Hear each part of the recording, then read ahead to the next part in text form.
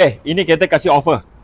Ini customer tengah pakai punya kereta Enjin gearbox tak ada masalah punya. Hari ni jual 15,900 saja Diesel sudah naik harga. So kita menjual murah sikit. Customer tumpang punya kita tak mau untung banyak. Saya untung 1,500 aja.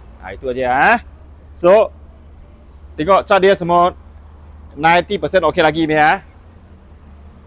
Okey, lampu ini kuning kan. Saya akan polish kan. Okey, tunjuk dia yang tayar.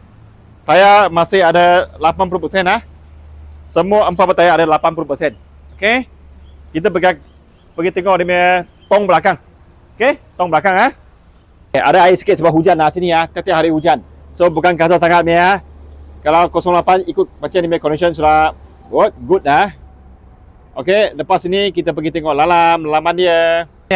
Saya start Baik, satu kali suara hidung senang. Aircon sejuk lagi. Semua function. Lalam okey lagi tengok 08 macam ni punya condition. Tapi 4x2 manual.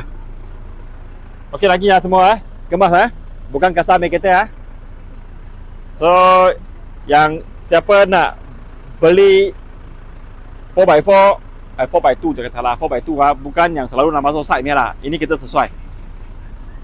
Isuzu D-Max punya diesel engine ini terkenal punya tahan lasa sebab banyak lori tengok trailer atau sebutan punya lori banyak pakai Isuzu punya diesel engine. So dia terkenal dengan engine yang tahan lasa. Pergi tengok dia punya barisan kedua.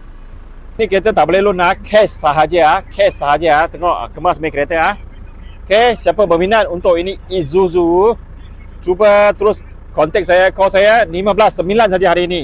Sebab minyak naik. So pakai 4x2 untuk town atau sikit-sikit barang banyak sesuai. Sekian, terima kasih.